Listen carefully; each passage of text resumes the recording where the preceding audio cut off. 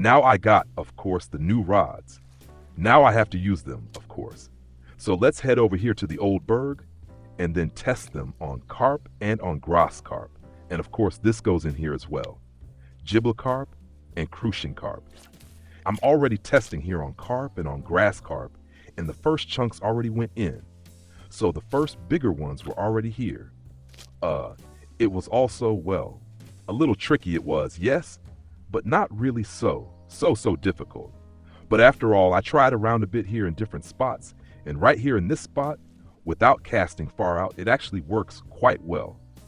Here some always go in again and again, and yes, just now also, at least a couple of carp with a little more weight. Respectively, also right now a white carp with 11 kilos was already in it, so that doesn't look bad at all. Now I have to quickly check that I position my floats right. So look, now it starts again here. Oh, now there are some thicker ones. Oh, that one back there. Oh, wait a second.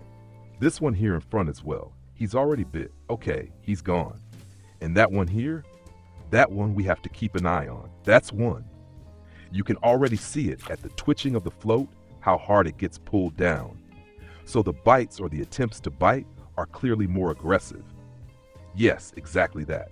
So clearly stronger striking, and of course I'll wait a little until it really goes in. Normally you can also, this wandering, already then you could strike. But now I want to try here, of course, to get a really nice heavy grass carp on, or maybe a common carp. I'm really curious.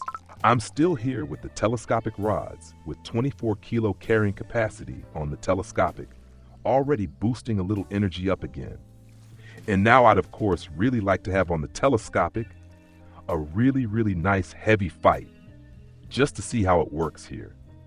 Can you actually manage it well? Can you even get such an overheavy fish here out? Come on now, but honestly, can you actually get such an overheavy fish out here? So if such a one now goes in with, I don't know, over 20 kilos, that would be completely crazy. Completely crazy. No shit. I would have with the match rod. Yeah, actually with the match rod, I would already have struck. That especially with this wandering, right? When it pulls so long, I would already have struck. But now with the telescopic, I want to have a somewhat safer strike because the self hook now, yes, exactly that. Okay, and that's the cool thing. There comes such a short phase where you say, okay, now it's a bit hot. Short phase, Zach. So there comes once this action, one time where it starts swimming, so it dives down, and then you strike, and then it really runs again.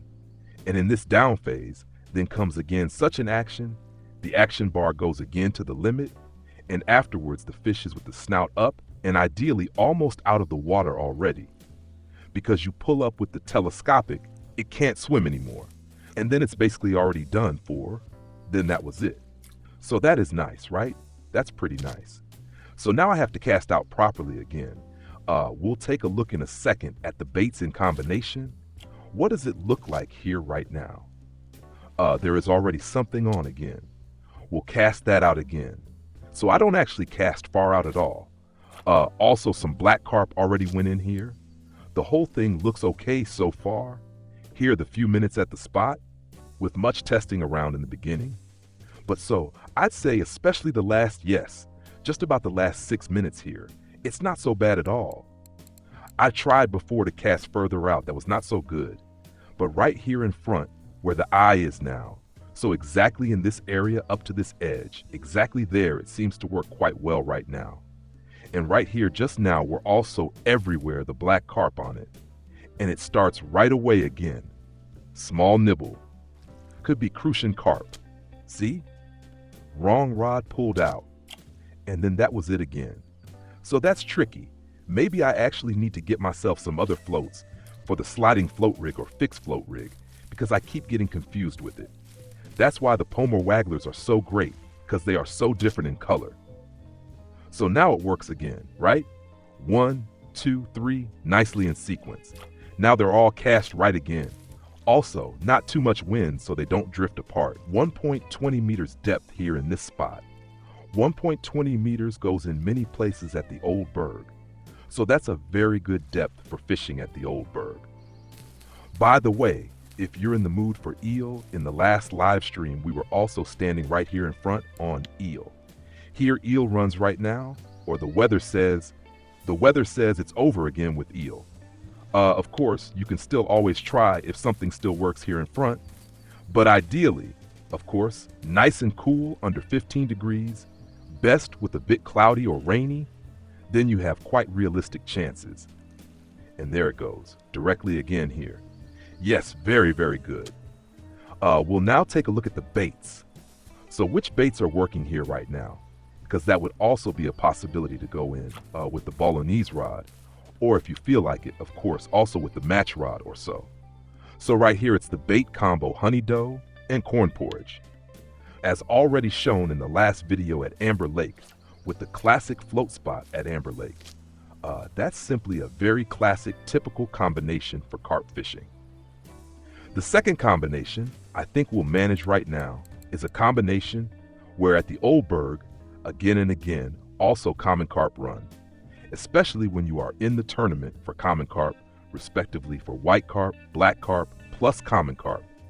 Then this combination is, of course, also really valuable with the match rod, because the combination with the nightcrawler worm, that triggers, look, and there it goes again right away here, on the dough. Combination, this sweet one. But there also again and again the smaller fish go on it, right? So that's a combo. Exactly. Gibble carp, crucian carp, and co. They also go regularly on the dough baits, if you want to try it, especially with dough, or are only with dough. With dough also quite possible sometimes with a size 1 hook to go in bigger, and if you're only after grass carp, indeed with dough combo also to use the size 4 hook in the search for the grass carp. Because grass carp, with their giant mouth, they also eat a size 4 hook. Yes, worst combination right now is this one. Actually also a classic, especially with the cabbage leaf, but doesn't seem to be received well right now. Potato and cabbage leaf, you can still always test. Best combination still is honey dough and corn porridge.